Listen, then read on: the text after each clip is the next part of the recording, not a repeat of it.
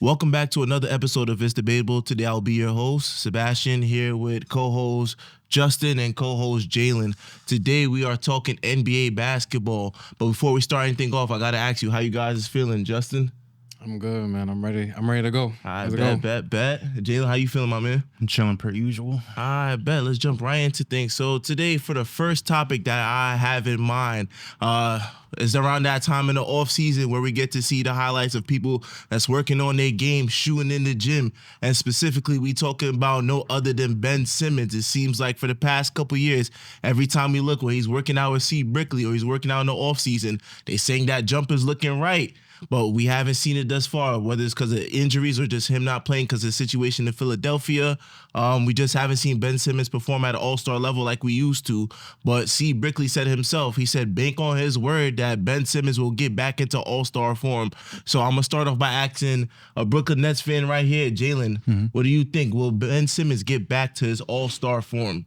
No, I don't think Ben Simmons will ever be an all-star ever again. To be honest, it's just the reality of it. I think just because, again, he doesn't have that same... Well, nonetheless, I still like...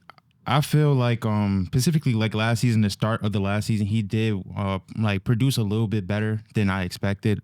I definitely feel like he was more so a reason why like Mikal and Cam got those like big scoring nights early on.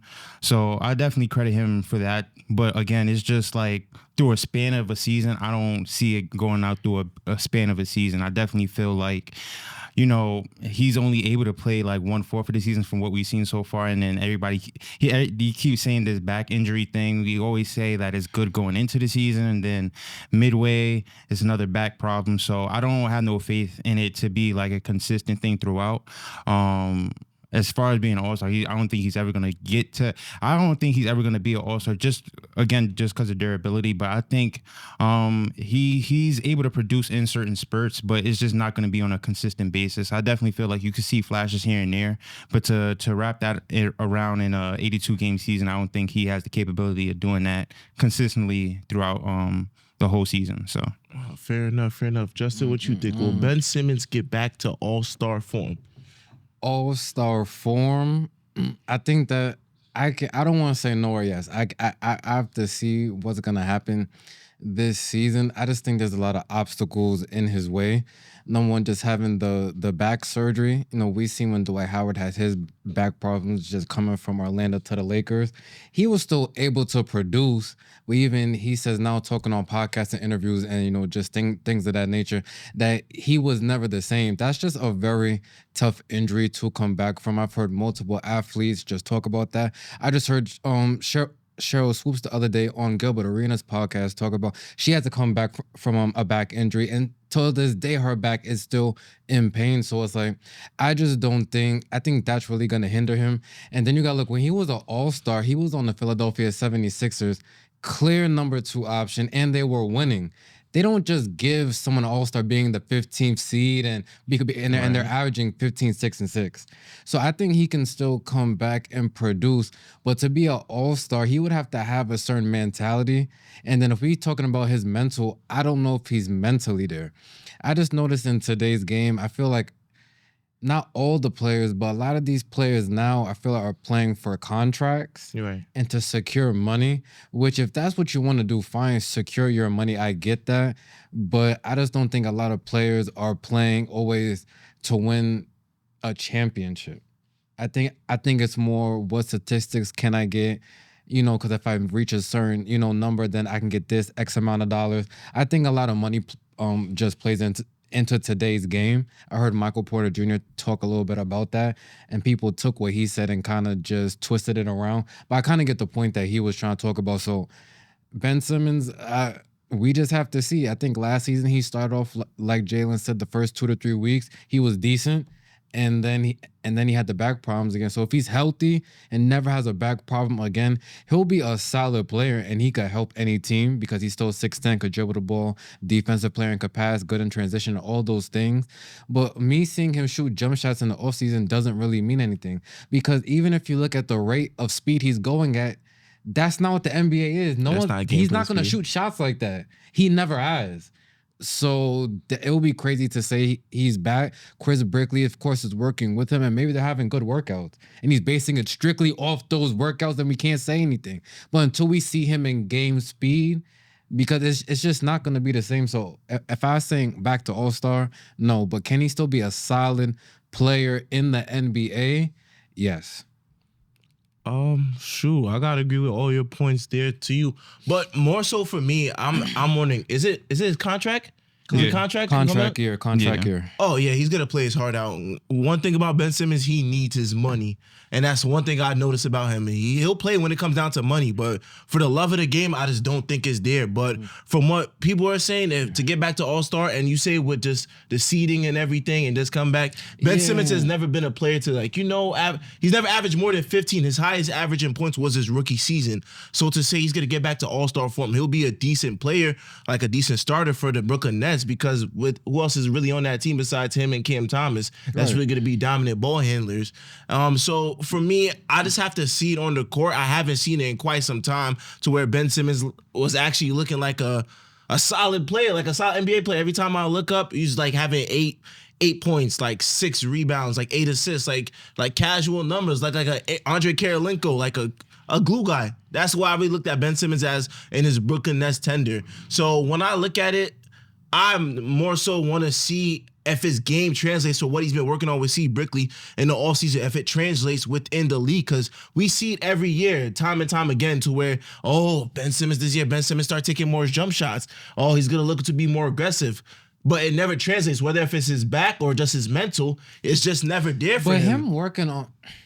No, finish. That video doesn't translate to anything. He's not playing with anybody, so he's working on a jump shot. Yeah, and when he's playing the game, he's gonna pass to. He's a pass first guy. He's more a transition player. That video doesn't mean anything. It means that he was working out with Chris Brickley. And the thing is, I forgot whose podcast it was on.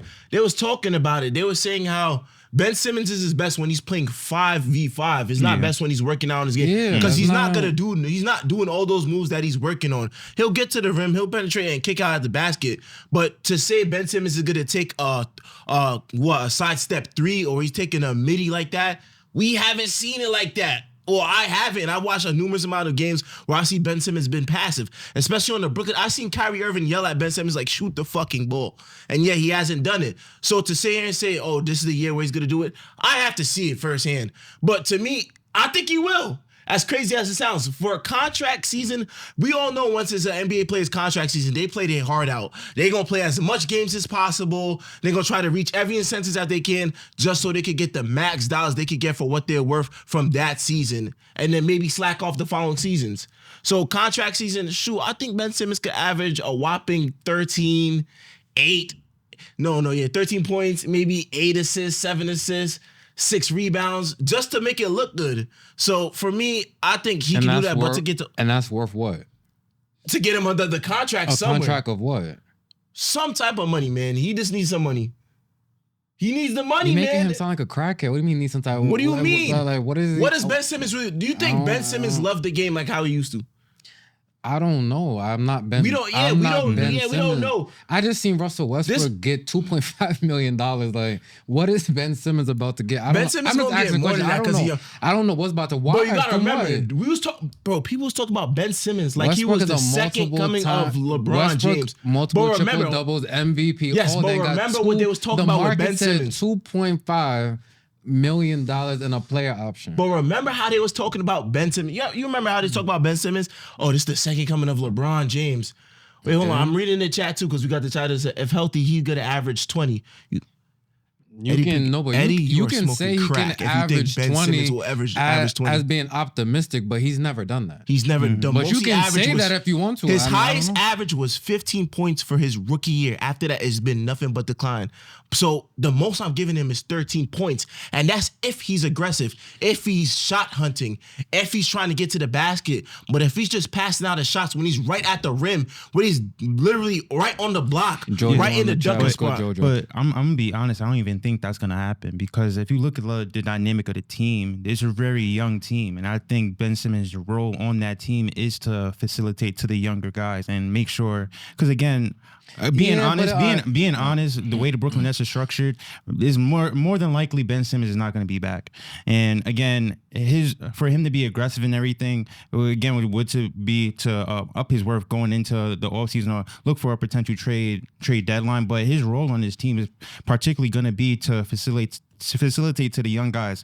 You had Nick Claxton just sign his contract extension, and then Cam Thomas is now due for an extension. I think his role is going to be to facilitate to the young guys and make them look better. So I hear what you're saying, but from what I'm expecting, I don't think that's going to happen. I think he's more so going to be a distributor. I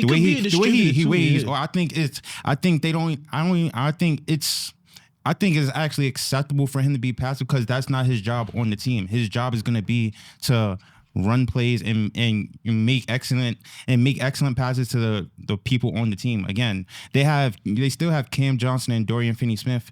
I feel like they're gonna try to up their trade value as well. So Ben Simmons' job is gonna be, hey, get the ball to Dorian Finney-Smith and Cam Johnson so we can trade them. Dorian Finney-Smith gonna do with the ball? But I'm saying he's a 3-and-D guy. He's not. But I'm saying for the team, but for the team to like.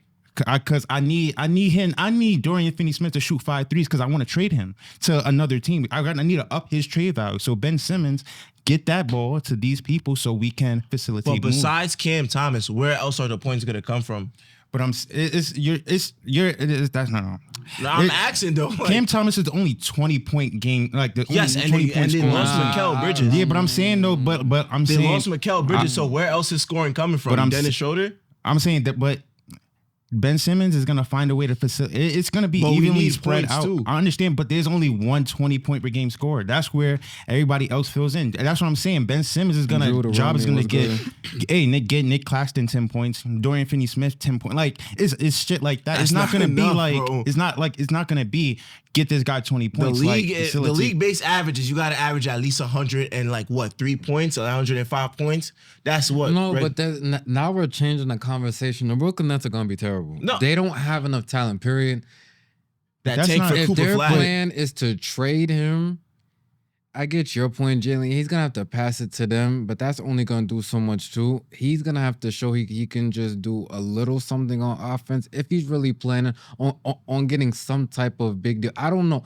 This is going to come down to what does Ben Simmons want? At the end of the day, because this Brooklyn Nets team, it's just a weird team for him to be on. There's just not a lot of talent. These other guys aren't going to make him look that good. You're talking Cam Johnson with 20. I get it, maybe because there's no one else, but that team is sorry, man. Cam Johnson has been a 3-and-D role type of player too for most of his career too. To put the ball so on the we're floor talking about a bunch of players that have significant roles. The only true bucket getter, in my opinion, has been Cam Thomas and even Dennis Schroeder. But what else are we expecting out of everybody else? So it has to come down on Ben Simmons. He has to put up these points if he wants that contract. It's contract season. It's time to get paid. It's just not going to happen. So if it's not going to happen, then so what is the speculation of saying he's going to get back to all-star form? All-star form means he has to put up these points. You don't become an all-star without putting up at least 17, 18 in today's game and you're winning. But if you're losing and you're averaging You're going off of Chris Brickley's statement, and what does that mean to anything? That's where I got the notion from, because we say this every year. It's an every year thing to where, Ben Simmons he looks decent. Maybe he could do something for the Brooklyn Nets. Last year we was thinking about this team could be, if Ben Simmons could get back to Philadelphia, we talk about him. This is good. I mean, at the end of the day, this is good for conversation. But all these videos and all that, I don't care about. I just seen a video Westbrook making mad threes in a row. I don't give a fuck about that, because he's not going to do that in the game, bro. You have to do it on the floor. Ben Simmons, Russell Westbrook, all these dudes are supposed to be having these comeback stories. It sounds all good. Just do it. Just do it. And if you can't do it, you can't. If you can, you can. And then let's just move on, bro. It's the same thing every year. If Ben Simmons is healthy, then hallelujah. If he's not, then listen, that Ben Simmons from Philly, you don't always just have those moments. The NBA is a bit of business. Look at Isaiah Thomas. He had his shot. He was on the Boston Celtics, average almost 30 a game. Then he got hurt. You have your moment, and sometimes that's just it. You had it. It's done. So All right, That's just it. to finish things off, what is your stat line for Ben Simmons this season? I don't know. And I really don't care. I hope he's healthy and can help the Brooklyn Nets. And that's just I don't have a stat line because I don't know if he's healthy. I don't know. People don't come back from back injuries just like that and just go back to normal. That's not what it is. I don't know. All right, fair enough, fair enough. Jalen, anything else you want to say? No, all part of him. All right, then. So moving on to the next topic, we have, there's always going to be a bunch of teams that, every team feels like they're going to be a contender. They have goals and aspirations of making the play-in, making the playoffs, stepping up, even getting to the championship, winning a title. There's a whole bunch of goals in mind for the beginning of the season. But realistically, those goals don't happen. So for me, I want to ask you guys, who do you think is going to be the worst team in the NBA this season? I'll start off with you, Justin. The worst team I'm in talking the about whole trash. NBA. What are Detroit, bro? I'm still gonna have to say the Brooklyn Nets. They don't have anything. Like they just really don't have nothing you're banking on. Like we just talked about Ben Simmons coming back. They got Dennis Schroeder, who's cool. He plays well, in the Olympics and overseas and things like that. In the NBA, he's just okay.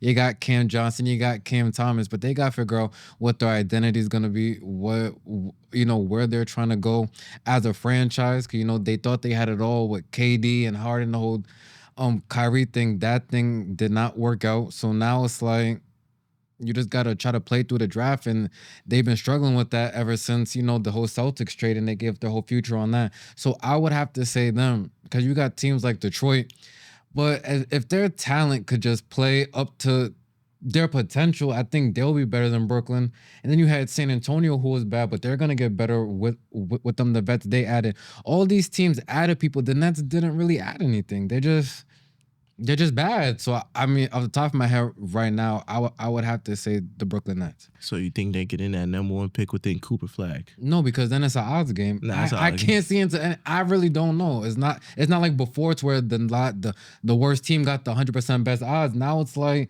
the worst three got like the same 25%. It's all weird now. So it's like I don't know, but I think they'll be really bad. Jalen, who do you think the worst team will be in the NBA next season? I'm gonna say the Chicago Bulls because it's just a weird state with the team. I definitely feel like, well, we have to see opening day too because I just feel that the Zach LaVine and this Nikola Vucevic thing is kind of just lingering around the team, and it's kind of I feel like it just makes things weird for the team itself because I think they're trying to transition, but again they haven't found a suitor for Zach LaVine or Nikola Vucevic, and they just lost DeMar DeRozan. I feel like DeMar DeRozan was the anchor on that team. Regardless of anything that happened, I think DeMar DeRozan showed up. He was very consistent, 25-point per game score, regardless of anything. At least got them to the play-in. He did his best. He did his job every night. He competed in everything, but now they're losing him, and now it's kind of like just up in the air, like really, because again now they have a Josh Giddey and they have a Kobe White, which again transitioning into a younger state, and they have a new rookie Buzelis or something like that. So I like his game. From I like his game too. Yeah. So, but I feel like for him, for those people to expand, you need to let go of that Zach LaVine and that Nikola Vucevic, so you have more room and more leeway to play these young guys. So until those pieces are gone, I don't feel like they're gonna be a good team. Yeah. Just to add on top of that, Eddie was asking too. What was you thinking about Lonzo? Like how Lonzo Ball panned out for this team too?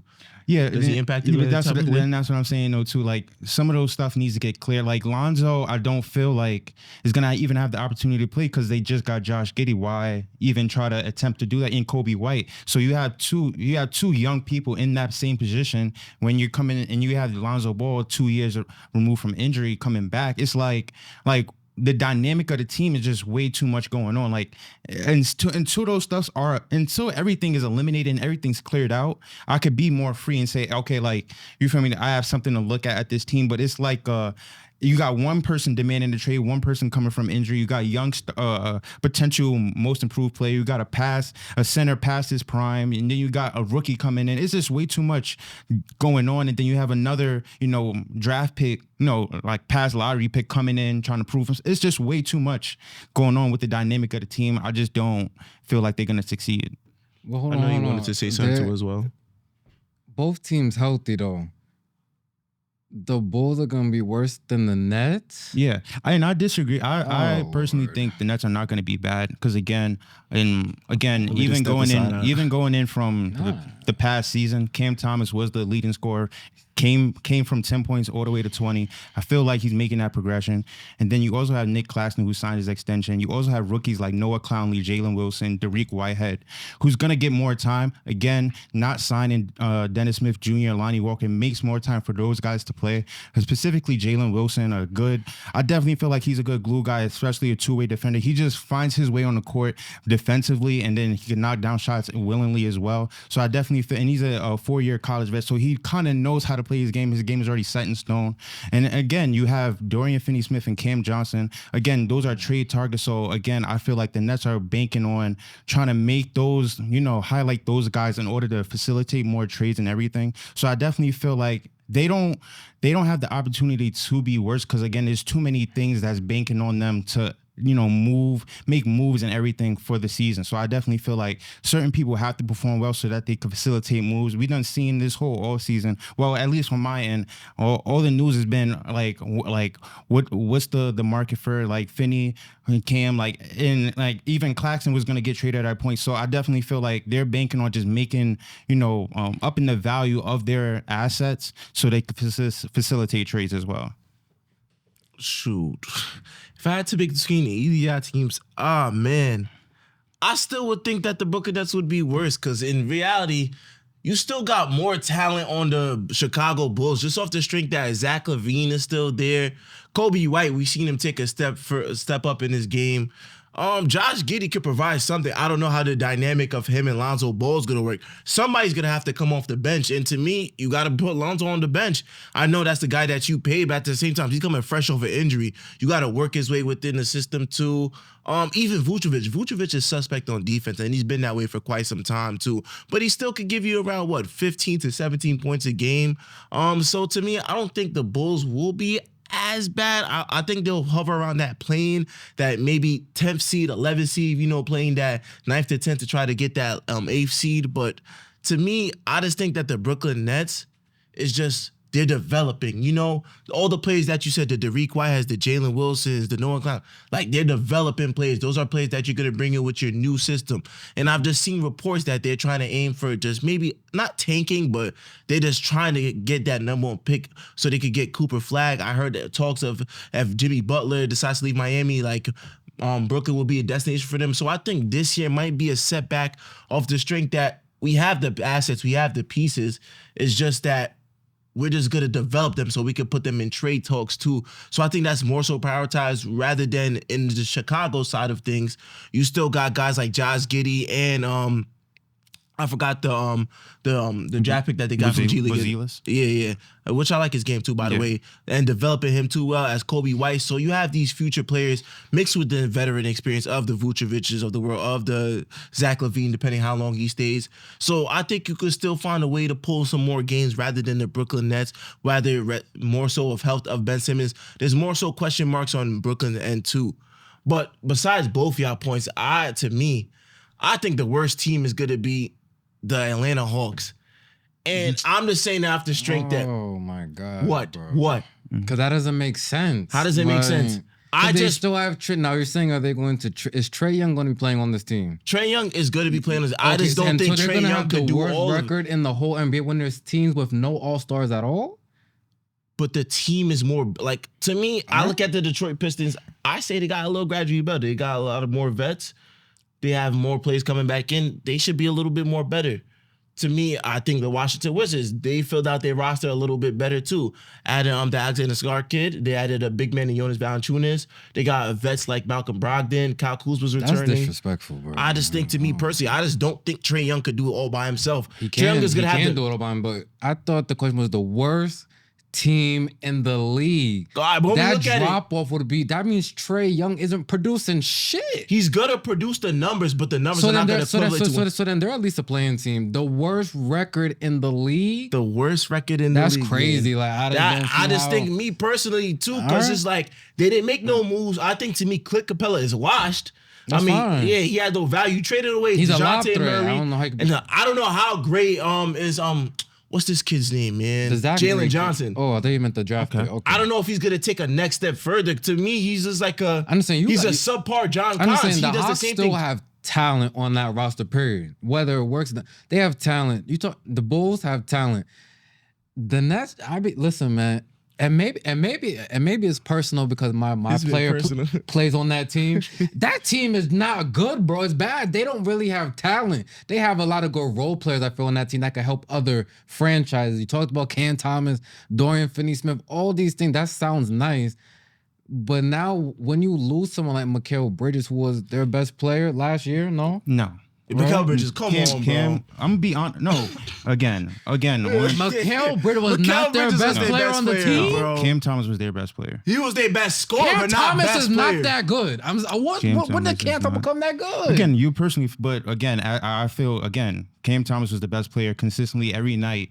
Was the main ball. He was the main scorer. No. Hear me out. Again, he was the primary ball handler every single night. Again, that second half of the season, Mikal Bridges did not show up, and he was not consistent playing throughout. And he even said, "I'm getting tired playing both ways. I can't do it." You feel me? And then that was when Cam Thomas erupted and came and had big scoring nights, facilitating the ball more, had more of a role on the team. That team was led by Cam Thomas. Mikal Bridges played second fiddle a lot of times, but he had games where he showed up. He averaged 20, But again, Cam Thomas was the leading scorer. Yes, because he took the most shots. He's a high volume shooting guy. That doesn't necessarily mean you're the best player. Okay, but again, that happened last season when he had the ball in his hands more. He's the guard, bro. Okay, Who else is the point guard? But again, the best player gets the ball in their hands.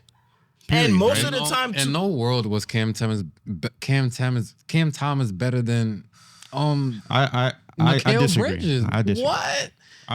I'll leave it right there. Like, I disagree. bro. I'll just leave it right there. Chat. I appreciate your passion for that franchise. I really do.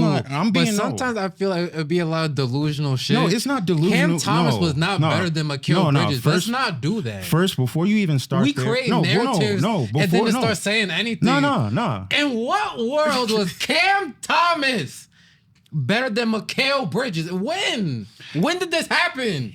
So please tell me, I missed it. 40.9. When did this happen? I mean, if you want to talk about just points production wise, then the overall best player number one option was Mikal Bridges, bro. Why?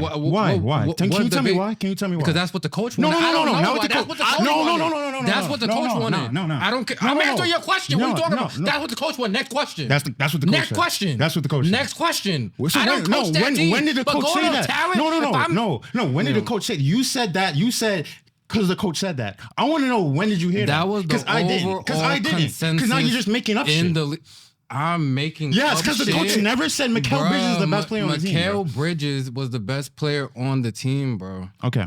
Yeah, and the scouting report, if you look at the scouting report. Why did the Knicks go for him then? Why they go for Mikal Bridges? Why? Because Mikal requested to be in the Knicks. If Cam Thomas was better, then why? Mikal went to the Knicks. You could blackball you why? Jay, tell me why did they make that trade then? For the wrong player. Mikal requested to go to the Knicks. He didn't request, bro. He didn't request. Yes, he didn't say he requested. Yes, he did. He didn't say he requested. No. Let's not do that. And again, and wait. And you want to, and wait. This is never. And you want to spaz.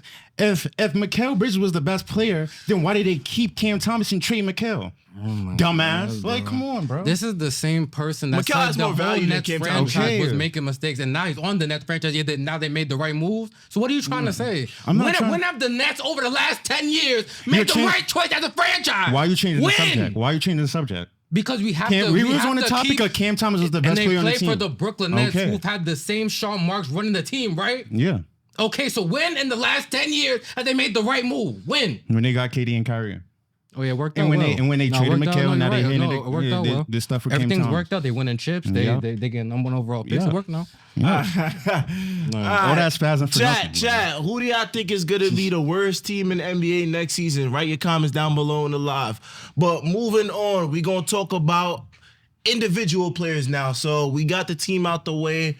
Right now we're talking about every year there's gonna be somebody that we say, we did not expect this player to have this type of season, or they're hooping. So I'm gonna ask y'all this question: who do y'all think is gonna have the breakout season? I'll start with you, Jalen. For me, I think Evan Mobley will have a breakout season. I definitely feel like compared to last year, I feel like he got to a great start, but he then got injured. So it's hard for him to really put anything consistently now. Last year, I definitely seen him evolve a little bit more.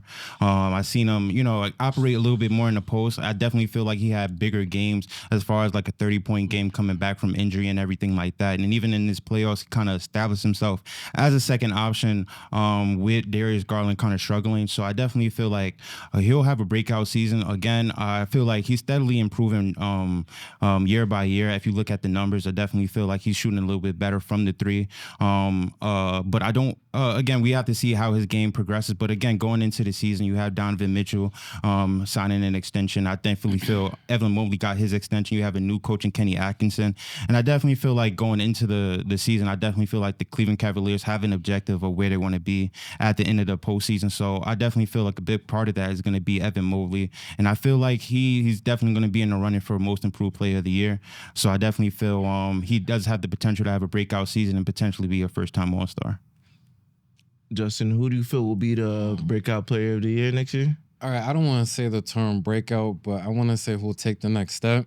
And I think it'll be Jalen Green from the Houston Rockets. I think he's just gonna learn how to maybe make his teammates better. I feel like there was a month or a month and a half span to where they were trying to make that playing spot. It was like challenging Golden State when He was trying to like make on that a last 10-game spot, win streak. and he definitely hit all of his numbers up. But and then it just stopped after that again. I hope that Dre and Michelle is keeping him happy, so his mind could definitely just be on the game. I know that was just a big story just in his life. But I think just learning from those vets on the team, Fred VanVleet is still gonna be there, and there's all those other guys that they picked up last season. Ime Udoka just still as the coach, still one of the best coaches in the league. I think another year just learning under him, I think is gonna be great for him. And I think he leads the Houston Rockets to the playoffs this year. I think he'll finish top 10 in scoring. And I definitely think he'll stamp himself as just a top five shooting guard in this league. I ain't mad at that. I think Jalen Green just takes the next step. I won't say breakout because he's already a really good player, but I feel like he only affected the game in one way. He's just really a scorer to me. But I think if maybe he could learn from like a James Harden who used to be in Houston how to score and just try to get your teammates involved so it even gets you better opportunities, I think that would help his game out even more. He just has to shoot a little more efficiently from the 3-point line. I think he shoots a lot of them, but it's not always the most efficient. So if he can just get that together, and with his athleticism, I feel he could be just even better on the defensive end. So if he can just work on those things, I hope he worked on those things this offseason. But I don't know. Every time I see him, he's getting another tattoo of Dre and Michelle on his body. So I just hope his mind is just in the right headspace. But I think he'll take the next step this season. You got me. I'm reading the chat. Eddie calling you drunk for saying top 5 shooting guard. But to your point, I like the Jalen Green pick off the strength of what I've seen. The only thing that I feel like is compromising his game is the fact that Alfred Şengün is there. And I feel like the Houston Rockets believe Alfred Şengün is their future, which is not a bad thing because he looked like a baby Jokic. He had a solid season last year whatsoever. But the best we seen Jalen Green was around that stretch where Alfred Şengün got hurt with the ankle injury, I believe. And within that 10-game win streak, we seen the best of Jalen Green to where he's facilitating, he's getting his buckets, he's playing defense. We seen Jalen Green look more alive within that 10-game stretch more than throughout the whole season. At a point, we see reports that Ime Udoka gave up on Jalen Green at a point too. We felt like they was gonna part ways. They didn't really believe in Jalen Green. But what I seen is that Jalen Green, if you give him the rock now, he's more comfortable. He knows who he is as a player. He knows what he does best. He knows he gets down, up and down the floor. He likes to push the pace and transition. He likes to attack the basket and like to create shots for himself. We see what he's capable of when given the full green light. And that resulted in winning more so that I seen like, yo, this Houston Rockets team, they really could have competed for the play-in. They was talking shit to the Golden State Warriors, like, yo, your time is up, like, our time is now and shit like that. So I'm looking at it like, can he get back to that and coexist with Şengün? I think that's where the problem will lie because you got two very good young players, but more so is I think that the Houston Rockets are banking more on Şengün. They have other young talents too that are really good on this team too, with the Amen Thompsons of the world, the Reed Shepherds coming in like a knockdown shooter. Who else am I missing? Jabari Smith took another step up. There's a whole bunch of talent on that team too. So is Jalen Green gonna be the definitive number one guy? There has to be someone who's the number guy. Is it gonna be him or Şengün? I think that's where the problem lies. That's the point I just wanted to get to. That type of team, when you have a lot of talent like that, y'all have to figure out the pecking order. They have to figure out who is going to be their best player. Right at the end of the game, I'm giving the ball to this person. You got Fred VanVleet. Does he feel he's the best player? I think he should be a vet. Like you have Şengün. Does he feel he's the best player? You have Jabari Smith, top 5 pick. Does he feel he's the best player? They have to figure that out, and then I think everything else is going to work itself out. Look at that whole OKC situation years back when they had that big three, right? I feel like the world thought Kevin Durant was the best player. Did Westbrook feel like that? Oh, Westbrook felt like he was 1A. He was right there next to Kevin Durant. Right? How did James Harden feel? He ended up going to Houston Rockets, and then he became a great player. So it's like they have to figure out who's their clear cut best player, and then maybe you got to use other players as trade assets, and now maximize what you can get out of that set player. So I think if anyone can figure it out, it's Ime Udoka, who coached the Boston Celtics. And reading what Darius said just now too, he was saying how they're trying to trade Jalen Green, and we talked about that point too. But it's just like the kid has talent. Like to me, like what we seen in that stretch, he was like, yo, he could be a serious like an all-star. Right. I mean, if that's what they try to do, that's what they try to do. But I feel like they have to, they have to go into this training camp, establish their rotation, and just figure it out. The West is gonna be tough. This is not something to where you just going through the motions and then you try to figure it out around All-Star break. You gotta know from day one, this is our guy, and we're moving in this direction. So conversations are gonna have to be, had behind closed doors, but this is just something they're just gonna have to figure out this season. All right, so I forgot to give my pick. So my pick is gonna have to be Brandon Miller. For year 2, Brandon Miller, I feel like is going to be a whole different than rookie season. With everybody returning back healthy, I do believe that his game is going to step up a step further while playing with a LaMelo Ball, and you got Miles Bridges back. I do feel like Brandon Miller can be the best scorer on the team. I feel like just the way that his game is set up, he is not like he can't do nothing on the floor. He's like a full 3-level scorer. I feel like now he's more comfortable within his game. He can shoot the 3-ball at a high rate. He can finish at the basket. Very athletic. He has a mid-range game in between. So I think to me, Brandon Miller, at a point he got comfortable within his rookie season. He started shooting lights out. Everybody was injured. It gave him more time to find out who he is as a player.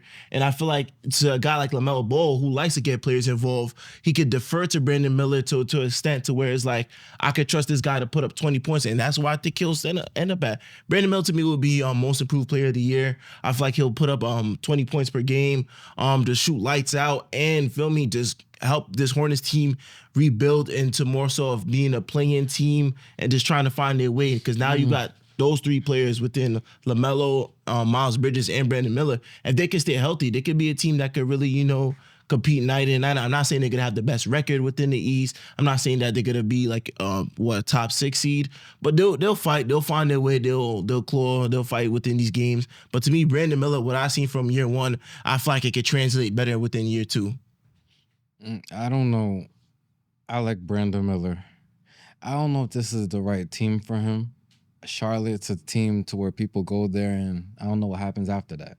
Like LaMelo Ball's been here, and he's been solid, but there hasn't been anything earth-shattering that's happened just with this franchise.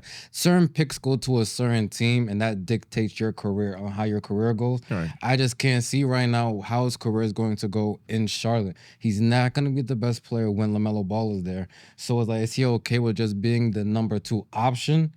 Like, that's just something I have to see personally. What do you think, Jalen? How you feel about Brandon Miller year 2? No, I definitely like Brandon Miller's game. I definitely feel like it fits today's NBA. Just a 3-level score, as you said, and shooting the ball. I feel like it's very not similar. Well, similar to like how when Terry Rozier was there, like when I used to watch the Hornets, Terry Rozier like used to just score the ball, like legit. Like they had LaMelo and they had Miles, but like Terry Rozier's job was just to get buckets, like straight buckets. And I feel like now that he's gone, now you have Brandon Miller again, like a future, like your future there. I feel like he in that role, he's comfortable of scoring. Like he has the job of scoring. He doesn't have to worry about anything else. LaMelo's gonna handle the facilitating. You feel me? Miles is gonna be like more so in the paint, and he could also extend from the 3-point line as well. And you have Mark Williams back as well. You have a center.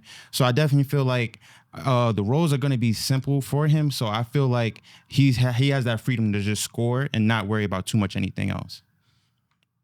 All right. Shoot. I know. Just to read what the chat said, I know Eddie was talking about Cade Cunningham too. Oh yeah. Cade Cunningham was somebody I had last year for Most Improved Player of the Year. I do want to see his game step up a little further. I do believe that when healthy, Cade Cunningham could definitely have some impact on the floor for the Detroit Pistons. But it's just the same story this year. We always talk about the Detroit Pistons, how they always manage to get worse. You said it with just the firing of Monty Williams. Which they fired Monty Williams, right? Yeah. Yeah, you spot on with that too. They literally went the opposite direction in pain. Like they gave the coach the most money and they ended up firing him. So I really want to see how this Detroit Piston team works. I know they added a bunch of vets within the Tim Hardaways. Who else they got? A bunch of other players that I'm forgetting names right now. And just the growth and development that they're banking on for Cade Cunningham. I just feel like he should be able to grow as a player, but is it going to happen within the Pistons organization? I have to wait and see. But Cade Cunningham is definitely somebody I'm going to look out for too as well. Shout out Eddie for that. But moving on to the last topic, we have this year's draft class. A bunch of players right now that, we don't know how it's going to pan out. People are saying that this draft class is like, it's kind of been weaker than what we've seen in recent years. To me, I feel like Rookie of the Year is up for grabs. So I just want to ask you guys, who do y'all think is going to be Rookie of the Year? I'm going to start with you, Justin. Bronny James. And let me explain. Now I'm playing. What's the kid from Houston again? You said his name earlier. Reed Shepherd. From watching the Summer League, I feel like he's the most solid to me I've seen. I feel he can do a little bit of everything. He could dribble, pass, and shoot, which you guys, be able to do as a point guard in today's game. Decent 3-point shooter. He can get downhill to the basket. And what I like about his game the most is no one could speed him up and no one could slow him down. He just plays the game at his own pace. He never seemed rattled. It was only Summer League, so you can only go so much off of that. But I think him going to Houston, I think just all that young talent they're going to have there and being coached once again under Ime Udoka is just going to be a great thing for him. How long he'll be there, I don't know. Because like I said, they already got Fred VanVleet, Jalen Green. I feel like they're set with their guards. But, a small guard like Fred VanVleet is someone that he could learn after. He's not the biggest guard. So, I think he's going to be Rookie of the Year. Jalen? I got Zach Edey, and I feel Zach Edey would be the Rookie of the Year just because he fits perfectly with the Grizzlies. I just feel specifically with the first 3 picks with Zachary, I feel like, again, they haven't traded DeAndre Hunter, and they have Jalen Johnson already. So I'm not sure how he's going to facilitate playing time there. And then on the Wizards with Alex Sarr, with Kyle Kuzma, Jordan Poole, I'm not sure. I feel like they're going to work him inside the offense, but again, I just feel I'm not sure how that's going to go. Again, I don't trust the Wizards too much. But with Zach Edey, I feel like, again, if you look at the roster, he's going to be the starting center regardless of anything.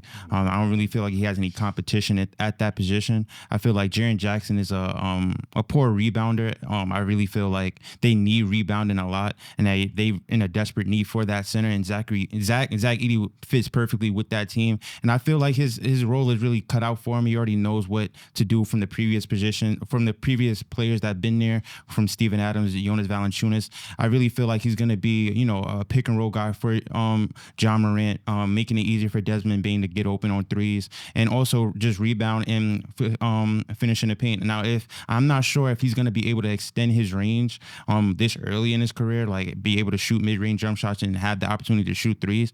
I think he's going to be specifically for what I said, but but I feel like he's going to thrive in that role because it's very clear cut. It's easy to do. I'm not easy to do, but it's very clear cut. His job is really very, very clear for him, and compared to everybody else that got drafted, I really feel like they're in like really iffy situations. I really feel like he's gonna be the starting center and then perform well. So I have Zach Edey.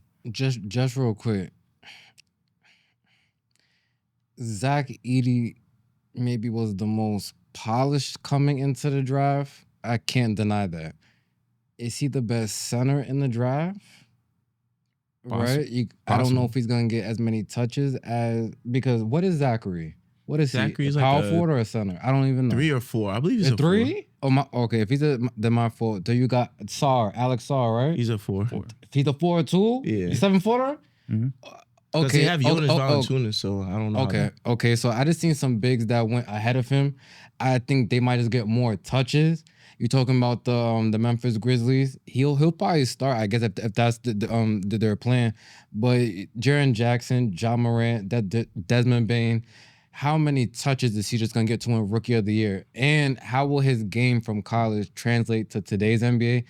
It's not really a put your back to the basket and score like that, unless you're like a Joel Embiid or a Jokic type of player. But it's like, he has a lot of question marks. As much as polished as he was in college, because he did the 4 years.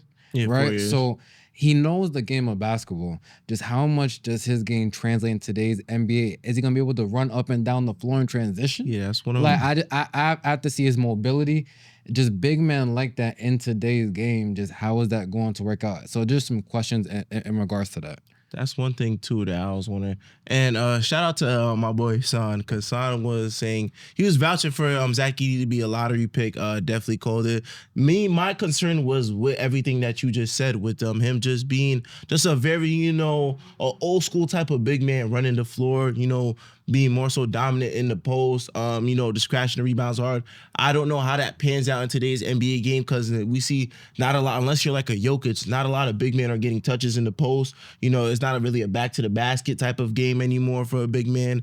How well can he guard out on the perimeter too? Because now a lot of it is like switching in the league. It's a switch first league too. So is he going to get killed on the perimeter when he has to switch out and has to play a guard for a little bit? Because we see guys like Rudy Gobert too, somebody that's a defense player of the year, he still struggles guarding players on the perimeter too as well. So how well would it be effective on that side of the floor, on the defensive side of the floor?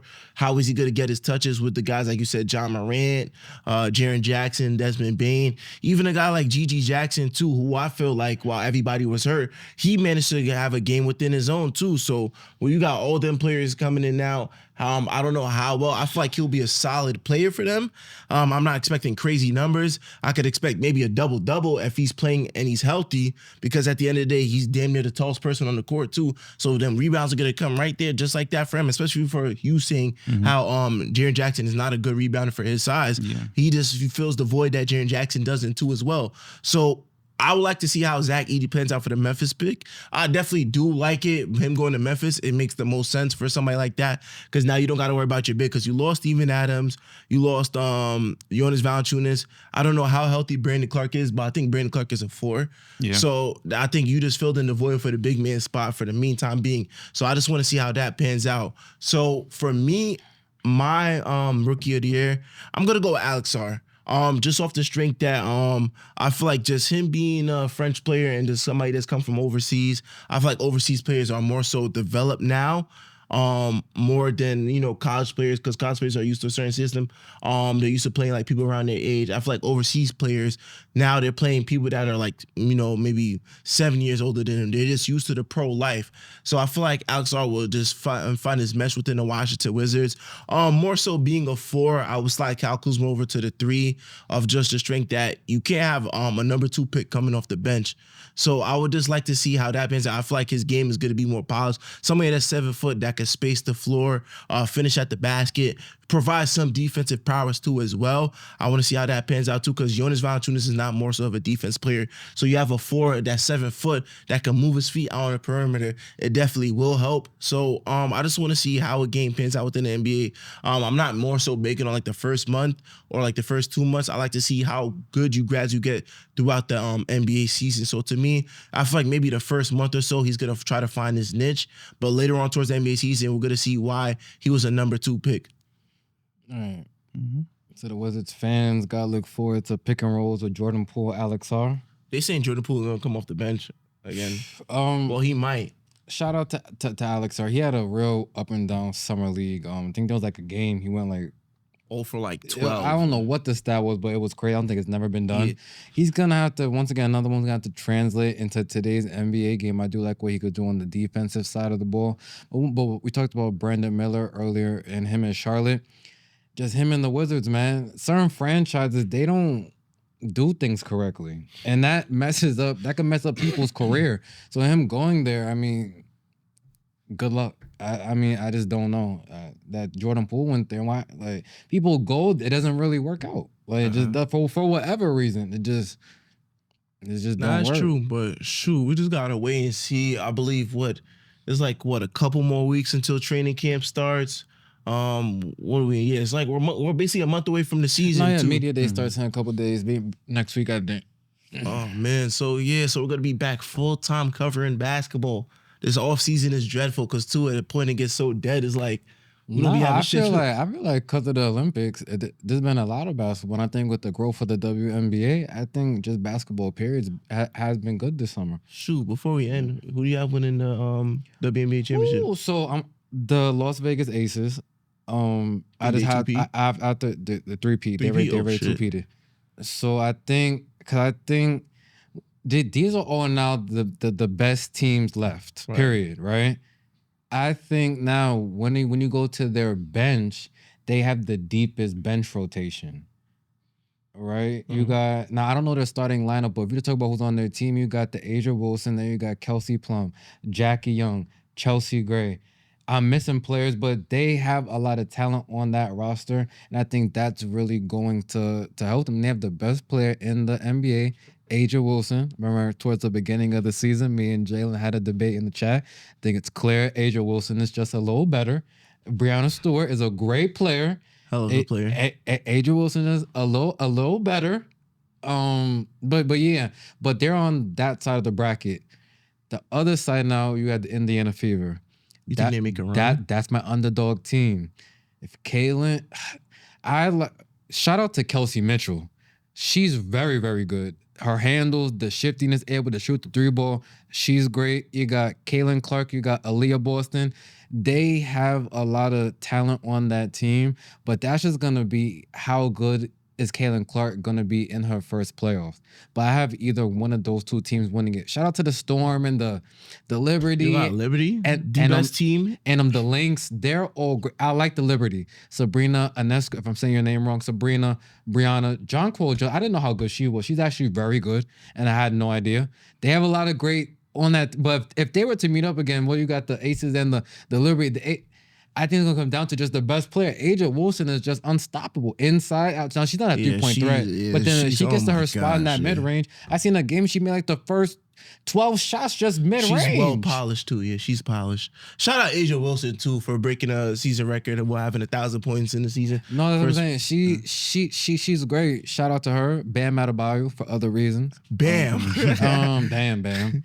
Yeah. So Jalen, who you got winning the WNBA? You know I got the Liberty, bro. Liberty. So we having a finals rematch again.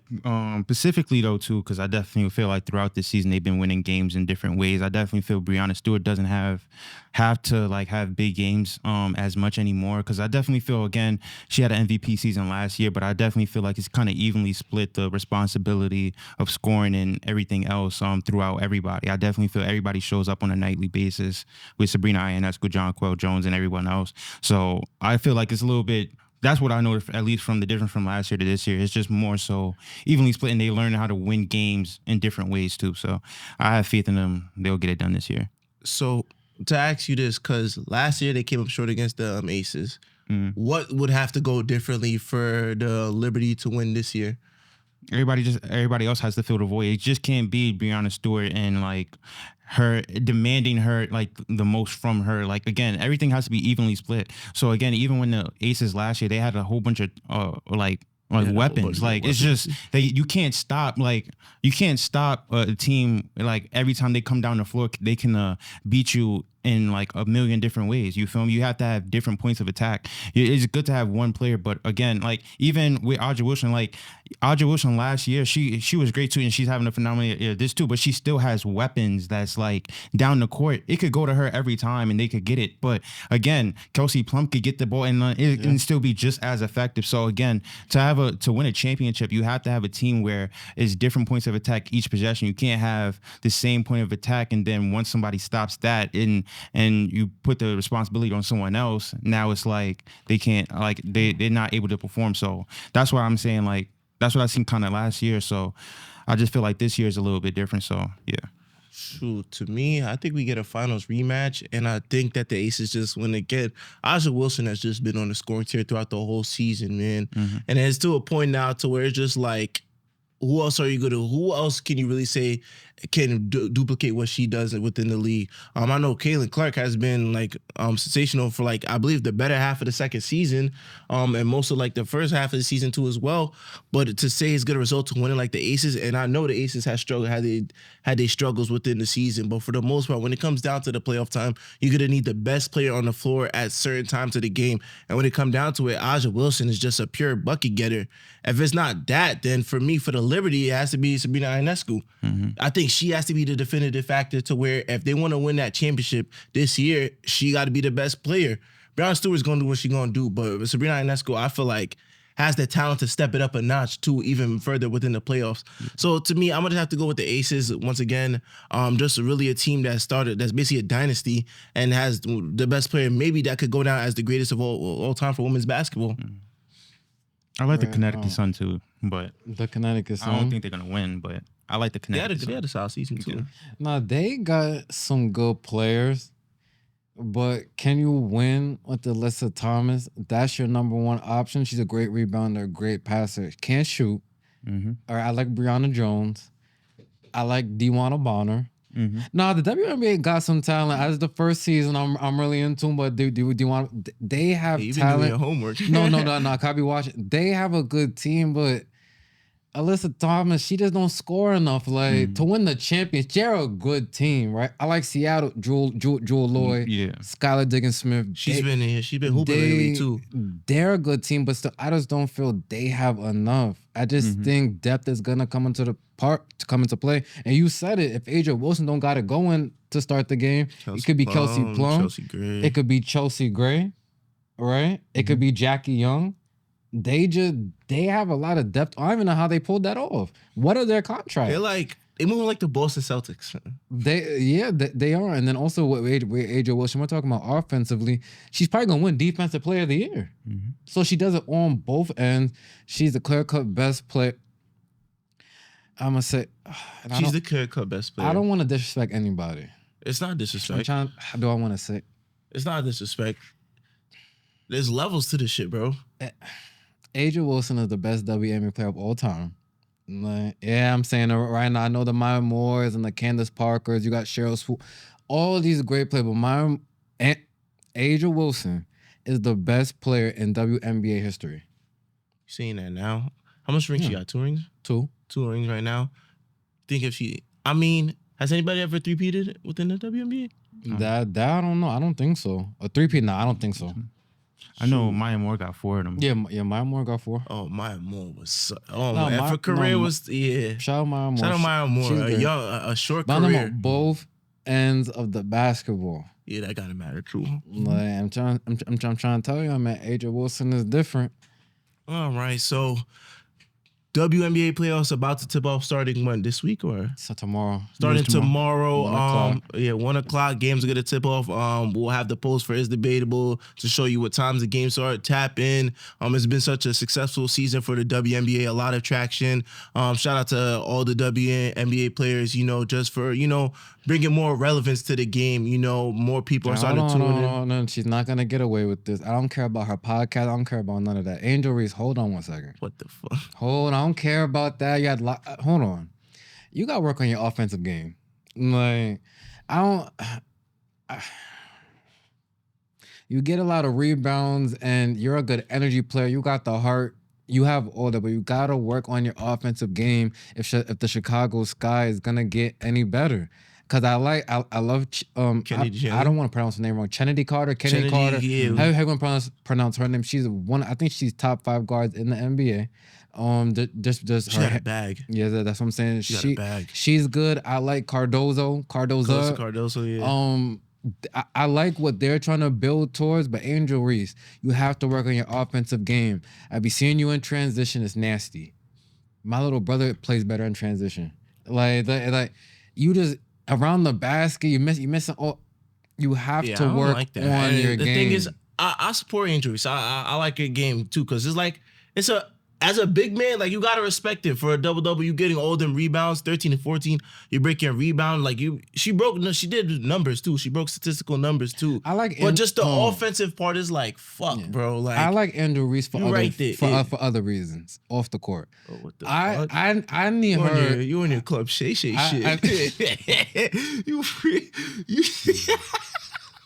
You in your club Shay shit. What the fuck you mean other reasons? The nigga said, that's my Michelle. Michelle. That's the Angel Reese.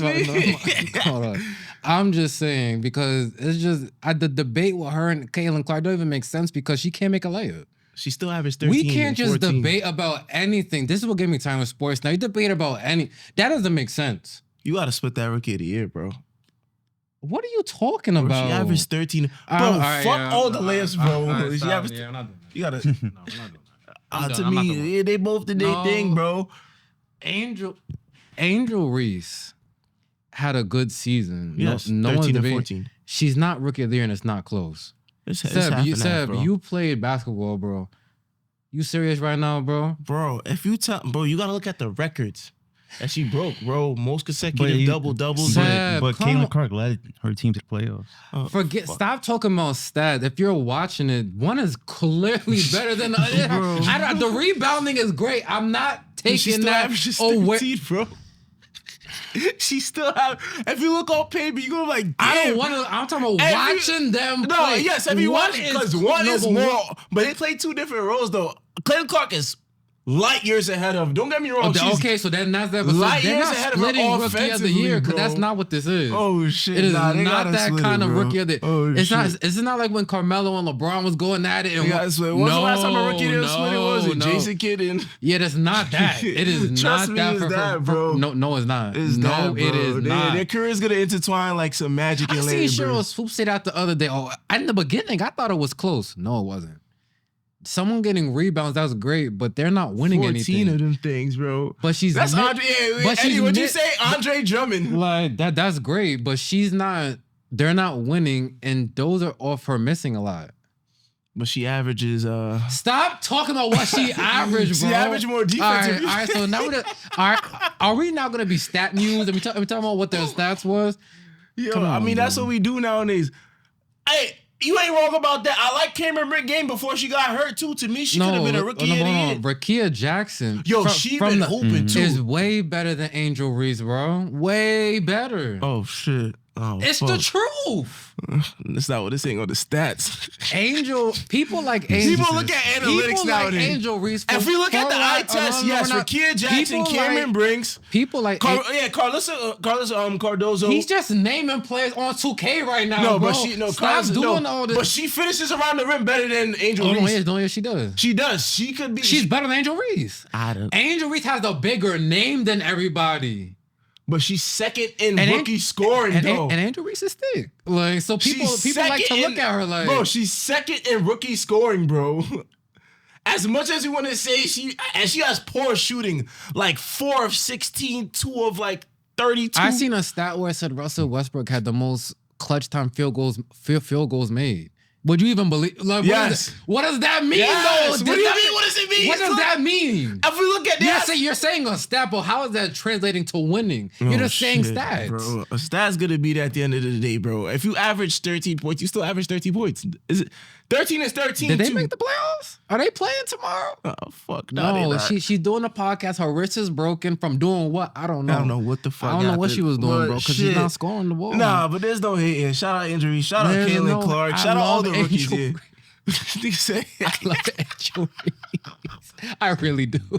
We're talking sports though. We're talking real basketball. Like, no, she's not. That's not. She needs to go back to college. Like, I don't know if the WNBA could do that and reverse do you it. mean, bro? She gotta go back to LSU. She's bro. All she gotta do is finish layups, bro. She's but good. she can. She's good, bro. For a rookie year, bro, you average 13 and 14, missing bare shots, bro.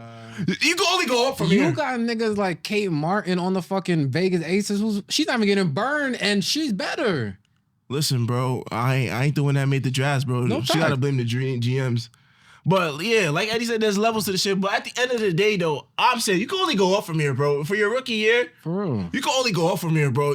You just gotta work on some touch around the rim, bro. That could be worked on, bro. So shit, for next year, I'm expected to see a better Angel Reese. Caitlin Clark, I really want to see what she does within the playoffs. I definitely feel like she could have stepped up her game a notch. Maybe man. Yo, I can't wait to see. I'm actually hyped for the WNBA playoffs. I want to see what everybody does. Like I said, you got the aces, you got Liberty avenging themselves. So we just gonna have to wait and see. So that's gonna do it for this episode of It's Debatable. For more content, please tune in on YouTube, Instagram, TikTok. We got the streams up now so we can engage more with the fans. So people that want to come up here and have some topics they want to talk about, please do. Continue to support. NBA's back around the corner. Battle rap, the cards is coming out. Any cards is coming in recently. Endgame. Endgame. John versus Cassidy. Yeah, my boy's gonna be covered. Jalen, stop right now. T-Rex versus Bad News, and then you got the Bags and Bodies car. I forget the name of that though, but yeah. Right, Hitman Holla versus Geechee Gotti. Tap Snake in, Eyes man. versus J2. Come on, Jane. What's on that car? You lost it. Damn, I drew a blank. Wait, isn't it? Summer Madness happening? That already happened. Make sure if you don't got the Euro app, you go download that to go watch all those battles. I heard it was a great event. Oh, T-Rex versus Swamp. And then there's one more on that car, and I just can't remember. But shout out to Battle Rap. Shout out to the Shout out to Euro. Battle Shout Rap out too. Smack. We haven't done WWE in a while too, but that's around the corner. We're approaching the Netflix era. We still haven't covered that shit. All right, but I don't want to see these face-offs and they're in the middle of a football field. No one else is there but them two. I don't know what happened when the You're my cameras way went of up. life. Things got weird over there. I don't know what's happening right now. It's I want to cinema see now. them. We in the cinema. We in the Netflix era, But man. they have to wrestle though. And fuck, bro, listen, come on, bro. if you want to watch wrestling, go Roman watch hasn't AEW. wrestled in 6 months, Go watch. bro. He's wrestling Bad Blood next week. You're gonna see Roman and Cody versus the Bloodline. Jacob Fatu. Oh, y'all and friends now? Solo, I love you, Solo. You gonna see that too. We got a whole bunch of shit coming forward. We're gonna have a cast for the NFL season 2. We're trying to get that in motion. Continue to support. Jets to the Super Bowl. Likes, yeah. Anything y'all could do to get this. Any feedback y'all want to give us. Anything y'all want to talk about this. We here, man. We appreciate everybody. We just gonna keep going. Year 3 is gonna be better than last year. I promise you guys that. But that's gonna be all for It's Debatable. Anything y'all want to say? Follow us on OnlyFans. It ain't no Diddy freak offs going on, but Jaylee, you want to say something? We got out here. This nigga talk about free Diddy for R. Kelly, man. Yo, we out here.